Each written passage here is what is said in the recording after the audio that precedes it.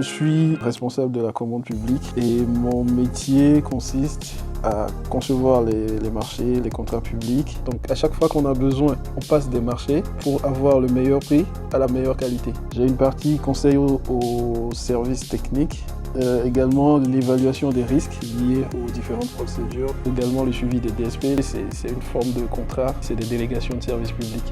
Moi, je suis gestionnaire dans la commande publique. J'exécute, une fois que le choix est fait, des entreprises qu'on a sélectionnées. Donc, je m'occupe d'informer les non retenus, de faire les notifications, les transmissions en préfecture et les ordres de service. Et après, c'est vraiment le suivi du projet. Vous avez la définition du besoin. Ensuite, on a la consultation des entreprises, l'analyse des offres, et tout ça en veillant à ce que la procédure ait été légalement validée par les services de l'État. Et ensuite, on a la vie du projet avec le suivi administratif, le suivi financier, où peuvent intervenir également des difficultés avec les entreprises. C'est autant d'événements dans la vie d'un projet qu'on ne voit pas forcément. Je dirais en minimum, il faut compter 2 ans. Et le minimum, ça serait la licence en droit public, pour pouvoir interpréter les tests, lire, comprendre les articles et autres. Moi, j'ai un master en droit public.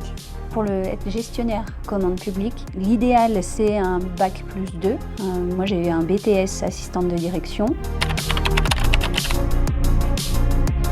Tous les jours, nous faisons le point sur les urgences. On veille sur les consultations en cours, mise à jour et montage des dossiers. Je contacte les entreprises pour lesquelles nous attendons des retours. On travaille en étroite collaboration avec tous les services de la commune et avec les élus. Quand tout va bien, je m'occupe des dossiers en cours. Des fois, on a des contentieux ou des pré-contentieux, donc vérifier l'évolution du dossier par rapport aux services techniques qui sont eux plus sur le terrain. Il y a une partie aussi veille dans le cadre des subventions et des aides.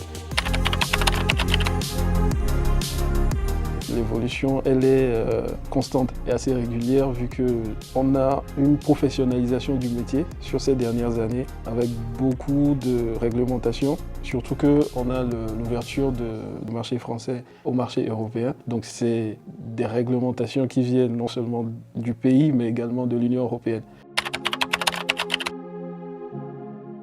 D'être membre actif au bon fonctionnement et à la bonne réalisation des objectifs fixés par les élus. Et voilà, d'être vraiment une pièce du puzzle pour mettre en avant et pour faire sortir de terre des choses souhaitées par la municipalité. J'apprends beaucoup et c'est quelque chose qui me plaît. Ensuite, j'ai la conviction et l'impression de servir la communauté. C'est un très beau territoire. Vous avez un cadre de vie qui est très agréable. Vous avez beaucoup d'activités que vous faites en plein air. Moi, c'est un vrai choix de cœur. Par son territoire et son environnement magnifique et par son caractère atypique, son fonctionnement majoritairement touristique, tout en n'oubliant pas les habitants de la vallée des Belles-Îles. Et je suis vraiment très heureuse d'avoir fait ce choix et je m'y sens bien.